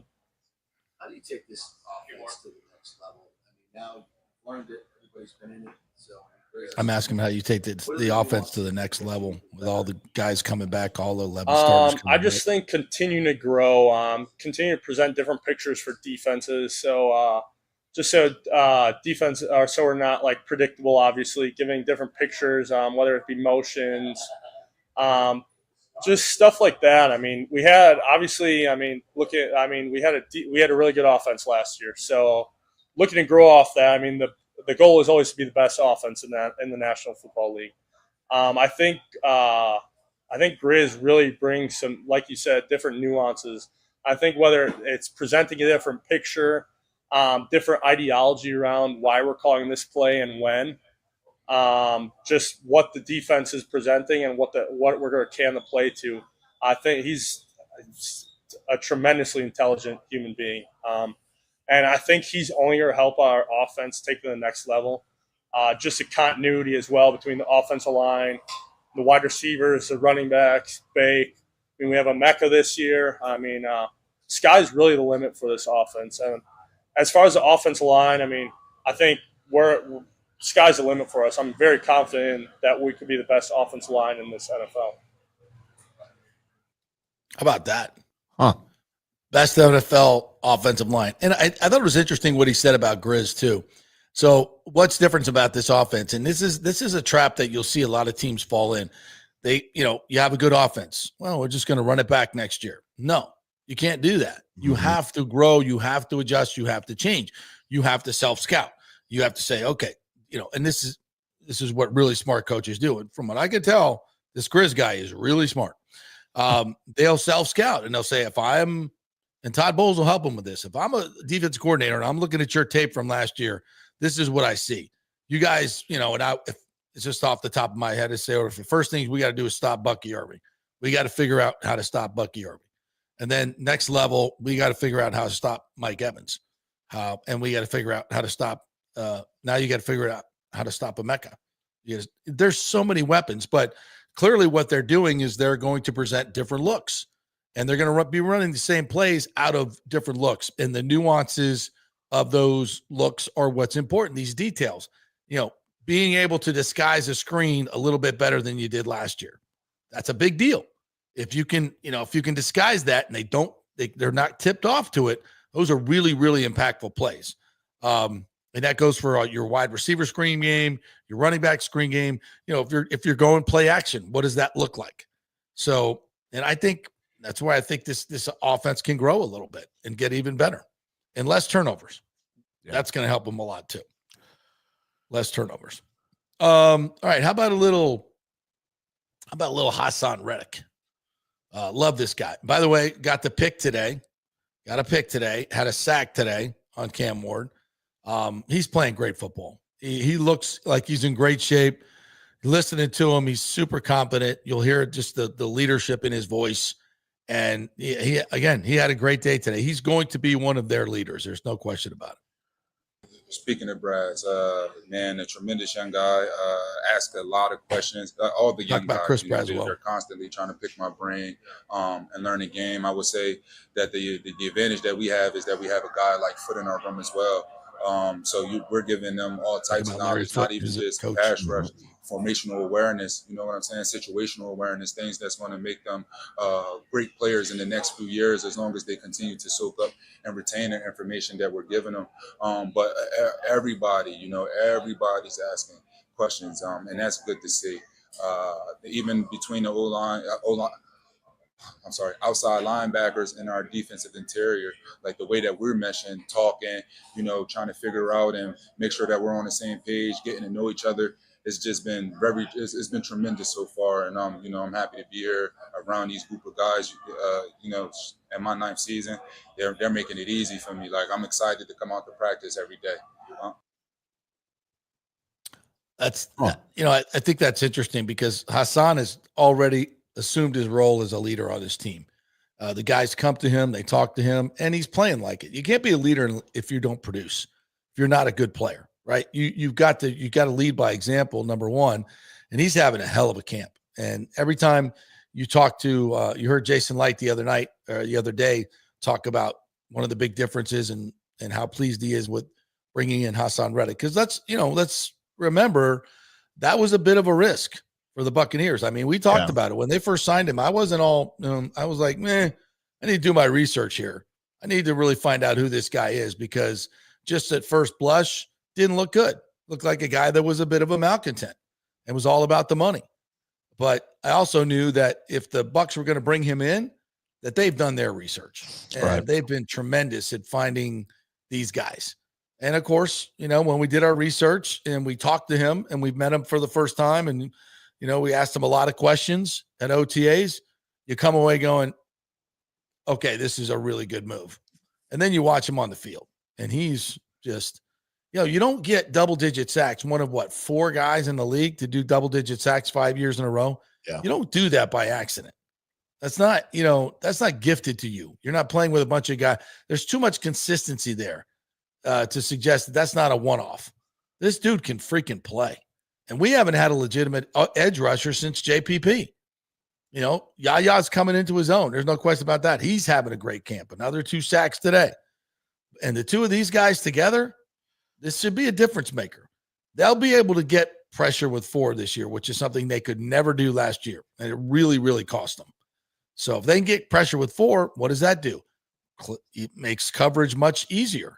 It's the great wide open. Hopefully it won't be the great wide open, although it was today. All right, here's some more Hassan. We going out here, we battling them every day. Iron sharpens iron. It might sound cliche. I know talk about him going against Gedeke. But we're really out here battling. I love going up against him because he's a tremendous talent. He has strong hands, really strong hands. I mean, he get his hands on you, it's going to be really hard to get him off you, and I love to see that, right? And for me, it's actually putting me against somebody that I have to work against, which is actually going to make me better. And I know it's the same thing for him. Sometimes he'll come up and ask me, like, what did you see here? Or what did you think about this? And I love that for him, because he's at the end of the day, he's still a veteran, a little bit younger than me, but he still want to be better. He's still trying to get better. And I think as long as he continues that mentality, the work ethic that he has, he's going to be a really, really great tackle in this league. Yes, he does. Yes, not really. It's man. Luke. I got to play against Luke. A couple years ago, playing for Philly and stuff like that. I would say that we had chirped in, but this is competition now. We get to see each other every day. You know what I'm saying? So it's a little bit different, but the work is definitely, it's good on good. We're going hard. We're coming after each other. Where every time we get out there, we're definitely, trying to make each other better. We're trying to win a rep against each other. And I love that because, like I said, it's going to make me better. It's going to make him better. And that's just going to make it, it's going to make us better for the season. We're setting the standard with this. We played on some great defenses in the NFL. He's played on some great defenses. What is it like when a defense is humming out there? What are the pieces, the philosophies that make really good defenses in the NFL play? Yes, most definitely. I say it now. We're definitely going to get there. That I believe. It's like I said, it's still early. We just getting back to football. So everybody's not doing everything perfect. But I will say we've been having a lot of fun. It's been fun. It's been fun, tremendously fun, and just chirping, being around, the inside linebackers, DBs, everybody coming out there, knowing what we got to do, right? Even before we touch the field, man, let's go out there, let's go dominate the offense. You hear guys out there, look, our job, let's go make the offense better today. And it's just been fun. It's making camp easier. So, yeah, he's played on some really, really good defenses in this league. So get his perspective on how good this defense can be, I think is interesting. And, I think today I'm trying to see some of the post comments because I had to leave early, obviously, to come do this show. But it looks like Todd Bowles was not super pleased with his defense or his interior offensive line today. And he probably shouldn't be. And that's good. I think that's good. I wouldn't say, this is a red flag. I'd say it's a wake up call, and because listen, it's human nature when people fortunately or unfortunately, people are starting to look at the Bucs as one of those teams. They're kind of becoming the trendy pick, right? by a lot of people. Kay Adams said that. She loves the Buccaneers, loves that. Shefty. Shefty. A lot of people. So I think it's only human nature to read your press clippings, and maybe the Bucs have been doing that a little bit. And the Titans came in here hungry and kind of smacked them in the face a little bit. I'm not saying the Titans won the day. I'm just saying that if the Bucs were hoping to dominate teams like this, they didn't do that today, in my opinion. And again, I don't know what the calls are, but I saw a lot of gaping holes in the defense again, and a couple of those were against Funderburk and Bryce Hall. That was one. So, take it with a grain of salt. The first team defense was fine, and Reddick had a pick. So it's not like, but Cam Ward had some success against them in 7-on-7 and 11-on-11. And Cam can flat out throw the ball. So very, very interesting. All right, we'll take one more break. We'll come back and we'll hear from Payne Durham and a couple other things. I mean, we got to get into Dildo Gate, don't we? As this continues to be the explosive story. Is that what we're calling it? We're going with Dildo Gate. I'll take suggestions. Whatever you like, boys and girls. But it's becoming hilarious. We got some news out of Jaguars camp that's very interesting. We'll talk about that. We'll go around the NFL a little bit. And Liam's coming back. What's that? Liam's coming back. Liam's coming back. Oh, he's not coming back. He's not effing coming back. He ain't effing coming back. He's not effing coming back. We're brought to you by Don'tGoUncovered.com. If you do not have health insurance, what are you doing? What are you doing? That's one of the leading causes of bankruptcy, medical bills. So don't do that. Go to Don'tGoUncovered.com. They'll shop it around and maybe find you some cheaper insurance. They'll look at the Affordable Care Act. You give them some information, and you might be able to get a subsidy that will help you and your family get better or cheaper insurance. You don't know unless you call, and it's a free call. Don'tGoUncovered.com. Let them do the work. You save all the money. Get a better plan. Don'tGoUncovered.com. Back in 3. JP here for Riveters, the official sports bar and grill of the JP Peterson Show. We're located just south of Ray J and Steinbrenner Field, so it's a great pre- and post-game spot, and the happy hour is amazing. Monday through Friday, 3 to 7. Check out these specials. $3 Bud Light drafts, $4 domestic bottles, $5 wells, $6 premium wells, $6 cocktails like margaritas. That's unheard of. And the Riveters food is freshly made daily. No freezers. Happy hour food specials include $3.50 tacos and barbecue sliders. $6 you get edamame or chips with the beer cheese, which is amazing. $8 buffalo chicken dip, my favorite. The truffle fries, chili cheese fries, also $8 at happy hour. As well as other specials throughout the week, including Taco Tuesdays, you get $3 tacos, and Wing Wednesdays, 7 o'clock to 1 a.m. in the morning, you get our amazing wings, 5 for $5 and $5 wells and wines. That's a good Wednesday night. So if you're tired of the preppy, overpriced generic sports bars, come see the amazing, friendly bartenders and staff at Riveters, where customer service really matters. Riveters, just south of where the Rays and Bucs play. We'll see you there. Going through a medical emergency without health care insurance can cause you to go into crippling debt. In most scenarios, people are forced to either break into their retirement funds or worse, they're forced to file for bankruptcy. The sad truth is that health care insurance is crucial in today's day and age. Look, I get it. Many of you think you're never going to get sick and health insurance is really expensive. Well, we can help you out with that. Depending on your income, we can find great plans at huge discounts. God forbid you get cancer, a car accident. It could literally ruin you financially for life. So make the call and find out. Even though the open enrollment period is over, you may have some qualifying life events that can help you get covered right away. It can be very complicated, a very intimidating process, but we can help. Go to our website and check out all the 5-star reviews about our helpful agents. Go to don'tgouncovered.com or call 800-669-1505. That's 800-669-1505. Spring means a time of renewal and Rays baseball, and the folks at Italiano Insurance want to welcome the Rays to Tampa and remind you it's time to renew those insurance policies with the now famous Italiano Insurance Checkup. Let the experienced and friendly agents shop your policy for the best price and coverage. Famous for saving me over $1,000 on our auto insurance last year and over $500 on our homeowners. Now that's a grand slam. Might as well get a double play by adding flood insurance and business insurance to your portfolio. Costs less than you think, and trust me, you do not want to risk your home or personal wealth. That's a big whiff. So step up to the plate and call 813-877-7799 and chat with the all-star agents at Italiano Insurance. 813-877-7799 or go to ItalianoInsurance.com. Go Rays! JP here for my friend Jason Fawcett, owner of On-Site Construction. They do residential and commercial renovations and new construction. As a leading home builder and general contractor, On-Site Construction prides itself on transforming homes through superior craftsmanship, dedication to client vision, and an unmatched commitment to quality and service. It's about building relationships. We take the time to understand our clients' needs, preferences, and budgets so that we can deliver a personalized experience tailored to their unique vision. From the initial designs to the final touches, we're there every step of the way, ensuring that the end result mirrors your vision. Here are some testimonials from happy customers. G. Gibson says, no hidden costs, very honest, reliable, creative, and communicates well.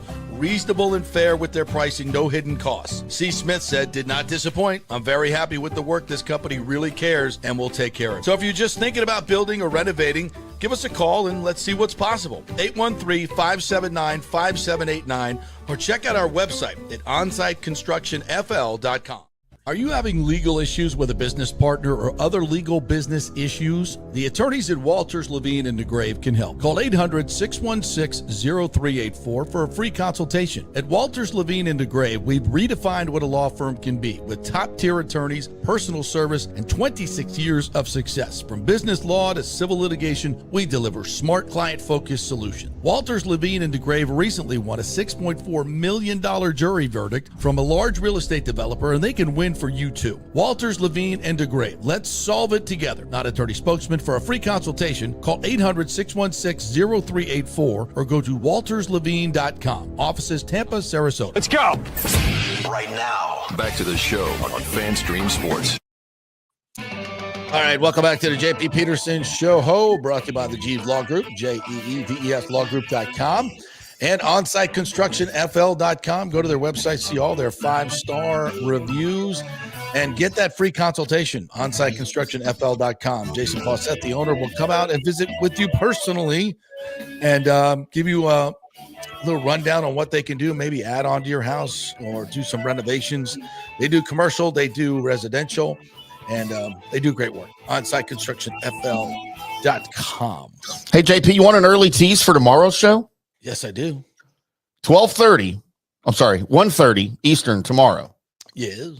Our very own FanStream Sports Ohio's Jeff Thidoff is going to pop on to preview some fantasy football. Fantasy football expert, because people are starting to have their drafts. Yeah, everybody get your fantasy football questions ready for your draft, as Jeff Thidoff will join us tomorrow, 1:30, right here on the JP Peterson Show. Of course, I finished as a runner-up in our league, finally defeating the great Hall of Famer John Smoltz in the media division. Finally. But losing to my friend Kevin Keever in the championship game. But it was a good year. I hope to have another good year. All right, we have some updates from our friends at Pewter Report. Mike Evans this was from Stank Bastard. Mike Evans went in for an IV, not for any hamstring issues at all, as he did his walk-off earlier today. That's kind of cool.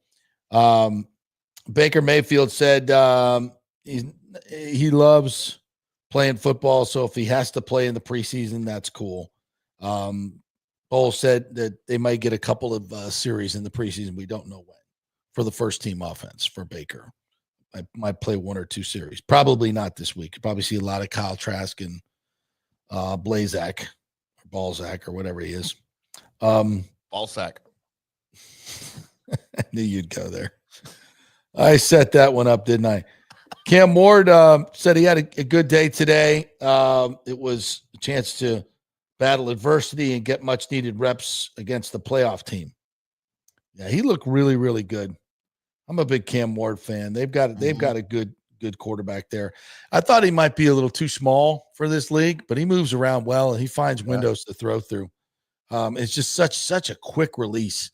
Just flicks the ball and has a lot of different release points. Very accurate, great velocity.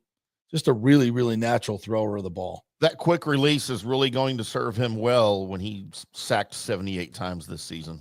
Yeah, Yaya Diaby probably would have had 4 or 5 sacks today. If they were allowing him to do it. Good, man. Yeah. Yeah. In case you missed it earlier, there was a skirmish today. It was a Donnybrook, but nobody got hurt. Todd Bowles was like, yeah, you don't like to see it, but it is what it is. So, yeah, all in all, good day. And it'll be interesting to see. Now, listen, I know we're kind of handing the backup quarterback job to Teddy Bridgewater. But Kyle had an uneven day again today. His first throw, he drops back and throws a deep ball. I forgot who. And it's, there's a safety back there and a corner. And the safety basically dropped it. He just no reason to throw that ball into double coverage, a deep ball like that, when the safety's standing right there. And but came back and made a really nice throw over the middle to Jalen McMillan on a deep end, like really ripped the throw. So it's typical Trask, one really bad play, one good play, bad play, good play. You can't have that as a backup quarterback. But we'll see if this signing of Teddy Bridgewater lights a fire under his butt. See what he can do. We'll see. Certainly, he'll get lots of reps this week. He'll play probably 3 quarters. It's certainly his last chance in Tampa Bay, right? That's for sure. On the 1-year deal, they won't re-sign him next year. Even if Teddy Bridgewater doesn't want to return as a backup, they can literally go find anybody, draft a guy. They'll figure something out other than Kyle Trask. Yeah, they're literally playing. He's playing for his job this preseason. Yeah. I don't think there's any question about that. All right, you want to hear from Payne Durham, the Bucs starting tight end right now? Yeah, because Cade Otton's been out for a while. He's dealing with a hammy. We haven't seen much of him. So Payne Durham, who came on at the end of last year, looked really good, has become a better blocker. Another guy super fun to talk to. So here's the mustachioed Payne Durham. Yeah, I feel like he's added some wrinkles from that side. Yeah, I did the same thing with Liam last year. I just would always yell in the middle of practice, like, let's go 13 personnel for no reason. So yeah, we always lobby it. The tight end room, we know how to get in people's ear, but whatever's successful. I mean, everyone in the room is very selfless and just truly want the Buccaneers to be successful and win. So however coaches see us fit doing that, we'll all do it.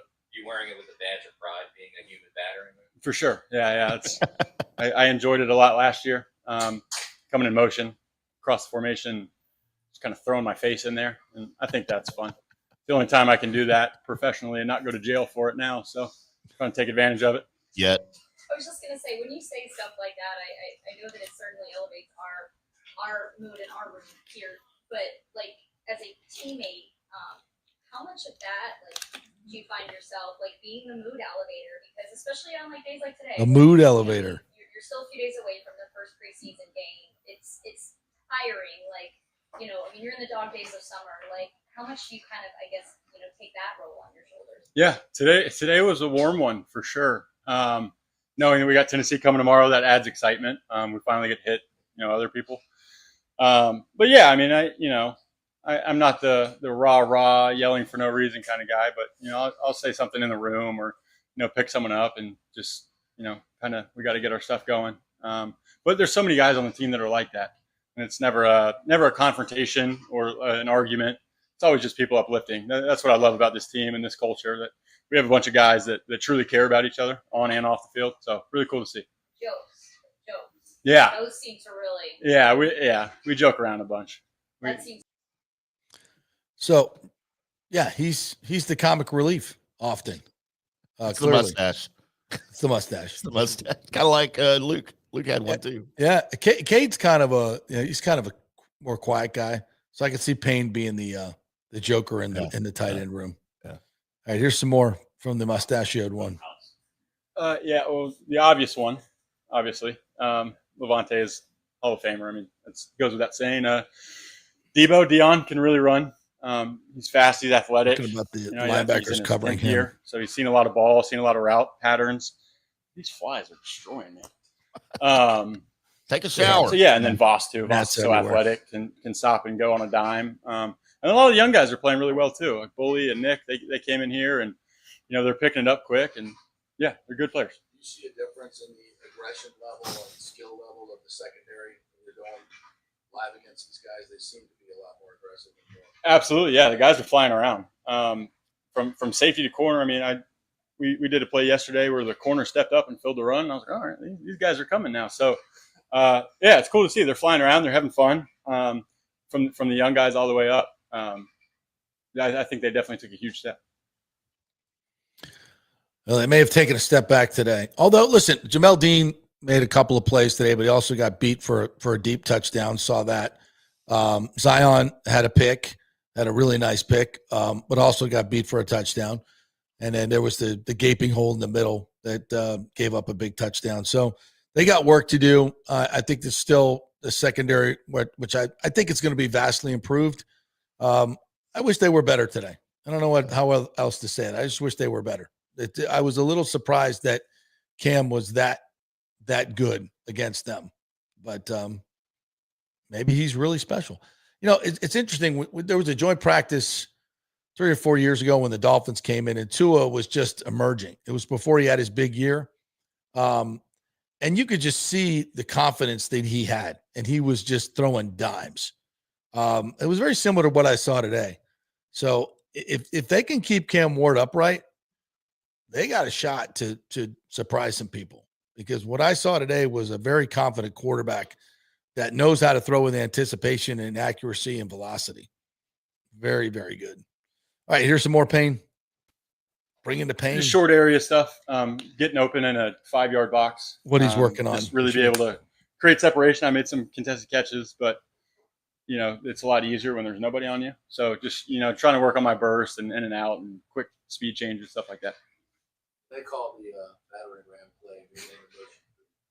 Ask him about the battering ram play. Who doesn't you want to see on the other end? Probably Vita. I think. Yeah. I think we had one a couple of days ago where he kind of broke through the line, and I saw him and I was like, "Oh shit!" But yeah. What's it like running into him? Brick wall with a semi truck behind it. But yeah, other than that, I mean, I do my job, so I'll go out there and I'll stick my nose in anywhere, and if I get bounced, it's part of the game, but try not to. Hey, how do you feel about the banning of the smelling? Yeah, he said, he went on to talk about the banning of the smelling salts, which we have a clarification on, correct, Timmy? Yes, it's come out now that while the NFL teams are not allowed to supply those to players, they will let the players bring their own. Baker? Interesting. This is very interesting. Yeah. So as we said yesterday and predicted, this is what we call a typical CYA move, and that's exactly what Baker called it yesterday as well when he talked to Kay Adams. It's them, you know, the lawyers saying, well, we don't want to be seen as, you know, masking concussions if we were to get another lawsuit against us for causing concussions. Right. So, but we're not going to supply it. But if the players want to bring their own, so how's that going to work? Are they going to keep them in their pocket? You know, like they're going to bring their own out on the sideline. They'll get together, you know, hey, on a group chat and go, hey, everybody put in $200 for the year so we can buy smelling salts for the sideline. I'm sure they'd have a designated spot over by the medical tent for them to leave them or something, you know, something. Right. Figure it out. But. Yeah, they'll figure it out. But I also think, was this kind of a trial balloon by the NFL? Did they send that out in the morning? And then, you know, when there was a big backlash yesterday from all the players because they were all asked about it. And then later in the evening, we find out, well, we're not banning it. We're just not going to supply it. I don't know. That's just weird. You're still going to allow it. Yeah, it's weird. Yeah, I don't get it. But, you know, they'll have their smelling salts and they'll be fine. So everybody at BYOS, I guess, right? It's just weird. It's weird. All right, we'll take our final break, and when we come back, I want to hit this ESPN NFL story. What does it mean for you, the consumer? Nothing good. We'll weigh in on Dildo Gate, and the enhanced games are coming up, and we have a local athlete that's involved. Oh, very interesting story.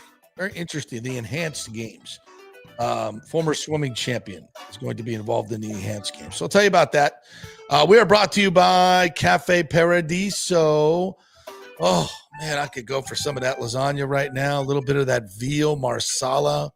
chicken marsala, the farfalle salchicha, which I had last time, the sausage, and the bow tie pasta. Oh, just amazing. Look, I wanted Italian for lunch, but now I can't because you've ruined it. Yeah, well, stop by your local Olive Garden there while I get to go to Cafe Paradiso. Get real Italian food. I will. Yeah. Yes, stop by Cafe Paradiso. Go to Open Table. Get your reservation top 3 on the best of in Tampa Bay list, and you'll see why if you head on over there. Tell them JP sent you. Back in 3. JP here for Riveters, our new official sports bar and grill of the JP Peterson Show. And just like our show, no BS, no corporate chain feel, just amazing, authentic folks serving great comfort food in a casual atmosphere at unheard of prices.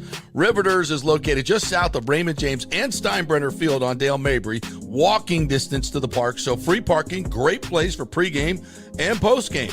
Let's talk about fresh food. Nothing is frozen. Burgers, wings, prime rib, roasted fresh daily, never frozen. That makes a huge difference. The mahi, the salmon, also super fresh. All our sauces are original recipes made in-house. Our Warhawk chili and fully loaded potato soup is made fresh in-house.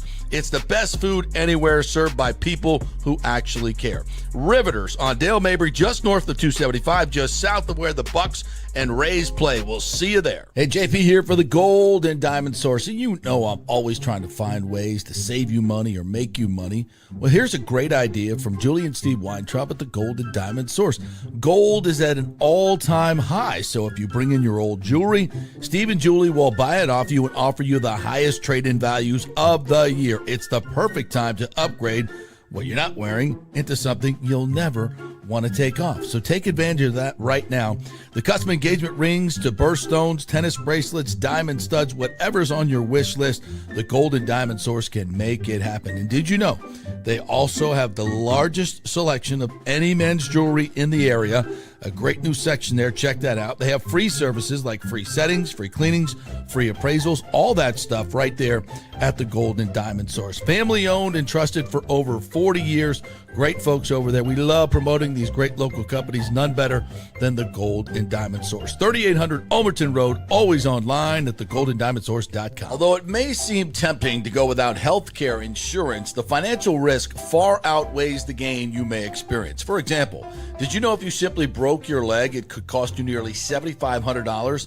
Put on top of that a hospital stay, you could be looking at $10,000 to $15,000. Ensuring that you don't go uncovered is so important, as according to CNBC, high medical bills are the highest contributing factor to why Americans end up taking money out of their retirement savings, or worse, find themselves filing bankruptcy. So go to don'tgouncovered.com or call 800-669-1505. Now, depending on your income, you can get plans for zero premium. Our experts will guide you through the process effortlessly.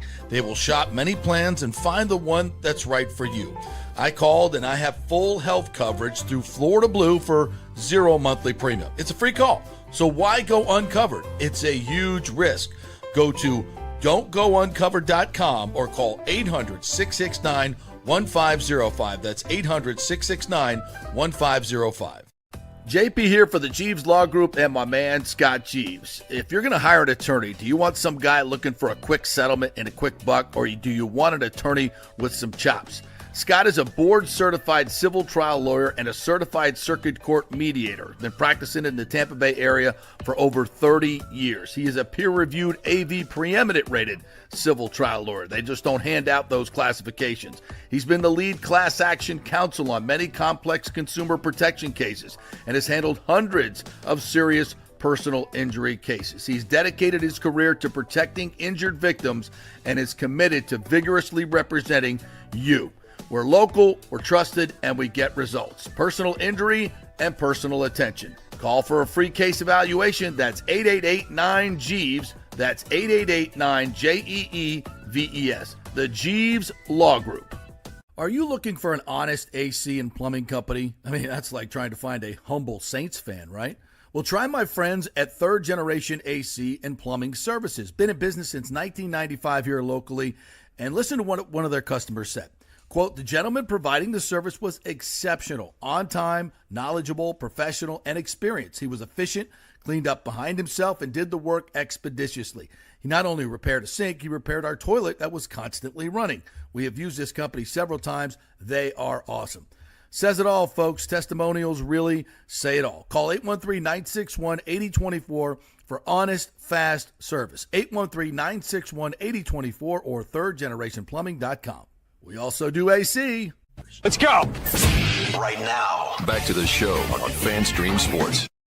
All right, welcome back to the JP Peterson Show here as we roll on this Titans-Bucs Thursday, and they'll be playing in a preseason game on Saturday night, 7 o'clock on WFLA. Chris Myers and Rondé Barber, our good friends on the call.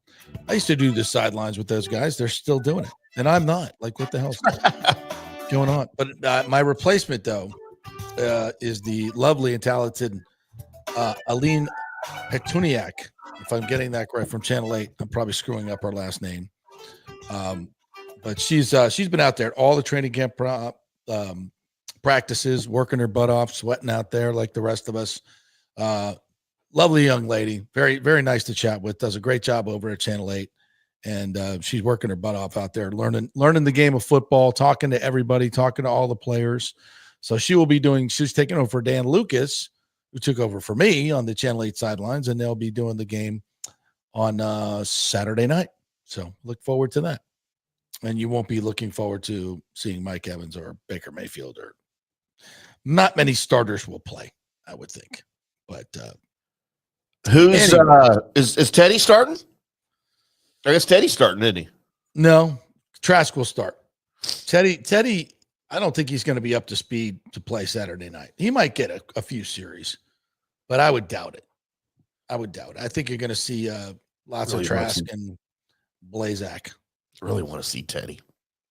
You might. I don't know. It's like he didn't do any teamwork today. Right. It was just Trask and Baker, but I left early, so he may have gotten a little look later on. But he did some individual stuff. So, yeah, that's but I think Teddy in game 2 will get lots of run. I think he'll get lots of run because they really got to give him a shot at being the backup to see what he can do in this particular offense with these weapons. I think he'll do well. So here's an interesting part to the NFL Network ESPN merger, and the name is Donald Trump. This merger will have to be granted by the U.S. Department of Justice in terms of it being not an antitrust violation. Is that the DOJ that does that? Anyway, this is from Outkick. They say the NFL and ESPN may be teaming up in a big way, but their newly announced partnership isn't set in stone yet. Legal experts say the deal is likely to face a serious review by the U.S. Department of Justice, and the approval process could take up to a year. Under the deal, ESPN will acquire NFL Network, the league's Red Zone channel, and other media assets. In return, the NFL gets a 10% stake in ESPN, a piece estimated to be worth $2.5 to $3 billion based on ESPN's current valuation. It's a massive shakeup in sports media, but will regulators even let it happen? Interesting. Andrew Barlow, a partner at Doyle, Barlow, and Mazard, told Reuters the deal surely raises competition concerns, explaining that it could give Disney, which owns ESPN, even more control over sports broadcasting. And I will submit to you, that is not a good thing. No. It's not a good thing. I mean, I think we've seen what ESPN and their part in this cultural war, et cetera, et cetera.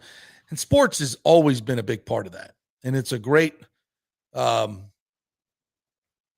instrument if you're trying to shape young minds. There's no question about that. With all the talk shows, it's very, very influential. There's no question about it. And this is a quote from Senator Ted Cruz. In an era of deep partisan division, sports might be the most powerful cultural unifier we have. Wow. said Ted Cruz during a May Senate Commerce Committee hearing. He's but from those Texas. millions of fans are asking a simple question. Why does it seem to be getting harder and more expensive to just watch the game? And I would say to that question of the cultural warfare, if you look at what ESPN has done over the past 8 to 10 years, there's no question that this is a very far left organization. Anybody that is to the right or of any Christian beliefs, C. Sage Steele, Sam Ponder, Trent Dilfer, et cetera, on, David Pollack, they're not around anymore. And if you turn on any talk show that mixes politics and sports, and many of them do, there's no conservative voices anywhere. So where's and if they are, they don't last long. No, Yeah. no. So where's the diversity in that? There's none. So I think this is going to be a very tough road to hoe for this deal to go through. In fact, I would say it's probably not going to go through. And I guess the NFL just doesn't. The NFL Network. I don't know if it's been a monetary success, but clearly the NFL really doesn't want to mess with it because they basically, if you look at their programming, they've not really expanded it. They've kind of pulled it back. Yeah. Good Morning Football, they've destroyed that. Yep. There wasn't certainly a push to keep a lot of those very talented folks together. That was one of my favorite shows, and it's just not anymore. Yeah, no. It's just not. And their Sunday morning pregame stuff is still like, I don't know if that's going to change. I prefer it dramatically over ESPN. Over ESPN and whatever the Yes. local networks have. I always go there, and I'm wondering if that's going to start falling off now. God, I hope not, because That's I really the only enjoy go-to I have. Rich Eisen, Kurt Warner, Mariucci, Irvin. I mean, I think it's a great cast. I think they do a great job. What's that? Lil Wayne. Entertaining all the time. Yeah. Yeah, entertaining, to be sure. All right, so Dildo Gate. This has become quite the issue. Yeah, I think we had another one thrown on the floor last night, right? And the guy was arrested. So actually didn't make it to the floor. Yeah, the one that I saw did not make it to the floor, but it hit another spectator, and the dude was arrested that threw it. Well, Hey, how'd you like the WNBA game you went to? I got hit in the back of the head with a dildo.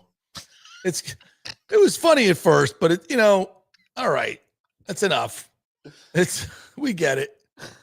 And it is a little bit dangerous. Some of those things can hurt. Yeah, for sure. Yeah. Damage young children too. Mommy, what is that? I still think it's funny. It is funny. But there's a safety concern for sure. Absolutely. Just have good aim if you're going to do it, okay? You always want to be accurate with your sex toys. With your throws. You don't want. It's important. If Now, you want see, them to work, I can't wait you for want them to work somebody. right. You better be accurate. That's all I'm saying. I can't wait for somebody at one end of the court, right, sitting behind the goalpost, the stanchions there, to throw it and stick it on the back of the glass behind the the backboard. That will be where they have to go get it. Like that will somebody be needs an to image. practice that. That will be an image that no one will ever forget. They got to get the ladder out to go up and pop it off. Yeah. Oh, yeah, that's going to be something else. That is going to be something else. Oh. Hey, college football camps are opening up now. So we're going to start trying to give you a little bit of, here, what's going on. Of local note, Lagway has returned to practice after that calf injury sidelined him. So he's still dealing with a strained calf. That's one of those injuries, boy. I tell you what, it can linger. It can really, really linger. And Lagway has been oft injured. He really has. He's had leg injuries, now the calf injury. And they don't have a whole lot of experience behind him. Right. So that's going to be very interesting. Behind Lagway are journeyman Harrison Bailey and sophomore Aiden Warner. Bailey played at Tennessee, UNLV, and Louisville before transferring to Florida earlier this year. Warner sub for Lagway last year and was mostly ineffective. So, yeah. Florida State, I've got a little bit of information on them. Their offensive line was kind of beat up in the spring, but they have returned to health, and that's going to be obviously a huge part of what they do this year. Last year was an absolute disaster, maybe one of the worst lines I've ever seen in college football. And with new quarterback Thomas Castellanos, we will see how that all works out with this new offense with Gus Malzahn. Early returns. Now, media can't watch practice. Mike Norvell's kind of taken that away. So they will have a scrimmage, I believe, coming up that might be open to the media, but you're not going to really learn a lot about this team till week 1 against Alabama. That's going to be interesting, where they are, I think, a 13-point underdog now at home. You just don't know. I mean, Florida State could have a really good season, and they could be really bad again. I have no idea. Yeah. It's just and that's college football now. I mean, in the era of portals, where you're changing 30-40% of your team every year. Yeah. Sports Gimp Pat says, why can't it just be about sports instead of it also being about what side of the political aisle you are on? If I had my druthers, my friend, there would be no crossover with politics and sports. I don't think they mix very well. I'm all for players having their opinions and expressing their opinions whenever, wherever. Well, I would say wherever. I don't think doing it using the platform of an actual game is a place to do that, in my opinion. Or a post-game press conference. No, you have plenty of time on your podcasts and other places, if you so desire, to do that. And I would say the same about commentators, but they understand that it's fertile ground and it brings clicks, but it has not been a successful formula for ESPN. Their ratings have plummeted on a lot of their sports talk shows. And you can see that in the last year or so, they've gone away from that. Yeah. Smartly. But they're not bringing back the people that they got rid of because of it. No, they're not. But it is what it is. So yeah, I would agree with you, Sports Gimp Pat. I don't need it in my sports. No. Don't need it. But sometimes there are things that fly onto the court that somehow become political. I try really, really hard to separate my politics and even actors, right? My people that I love to watch on TV or in the movies. But sometimes those individuals make it so hard to separate it. I've got some very favorite actors that I really, really enjoy watching their movies, that because they're such idiots politically, it makes it very difficult for me to want to watch anything they do. And I hate that, I do too. And it should not be an issue. And maybe that's more on me than on them, but whatever. Well, again, and it, the reason is because it's, people have turned politics into personal stuff. It's not like, this is what I believe in abortion. Yeah. Now it's like, if you don't believe what I believe, you're a horrible person. You're stupid. I hate you. And in some ways, I want to kill you. You hear people saying, because of politics. I don't know. That's the bad part. It's like, you can have everybody used to have their opinions, but nobody was like, okay, if you don't believe what I believe, then you're a horrible person. You are the worst person in the world because you support this guy or this woman or that person or that. The personal attacks. I don't understand when that started and why that started. Yeah. Well, I know why. I know why they do it. But and I wish athletes and movie stars and musicians would treat all of this like Elvis did back in the day. I don't know if you've ever seen an interview that Elvis did, and he was asked about it a lot during the Vietnam War, about politics and political situations. And he would just say, you know what? I'm an entertainer. I sing for people. I try to bring some joy in that regard. I have my own thoughts on that, but I prefer to keep them private. And he would shut down any questions just like that. That's how it should be. Yeah, I would agree with that. I would agree. Now, listen, I also think people can, certainly have opinions and do things in society that better society. Yeah. But I think there's a right way and a wrong way to go about that. And I think we've seen that play out in the past decade or so. All right, that'll do it for us here today. Thanks to all of our great sponsors, Riveters Italiano, Golden Diamond On-Site Construction, Third Generation Plumbing, Cafe Paradiso, the Jeeves Law Group, Don'tGoUncovered.com, and our newest sponsor, Genesis of Tampa, and the Morgan Auto Group here at our beautiful studio, Kingmakers, which we will make even more beautiful this afternoon when we get everything hooked up, Tim. So it should be even better. Yes. So thank you guys for joining us. We will see you tomorrow. No Bucs practice tomorrow, or at least no Bucs camp for us to cover. So we'll have some fantasy football talk for you, and we'll do a little college football talk for you tomorrow. Last day of 12 to 2 tomorrow? Yeah, I think Monday we got one more practice. Okay, all right. And then we're back to 10 to noon. Okay. Sorry, Tim. But it's okay. I'm good with it. I'm good. Spoken. I love the people. They can do what they want. Yes, they can. The Petermans, we love you. Have a great day, everybody. See you.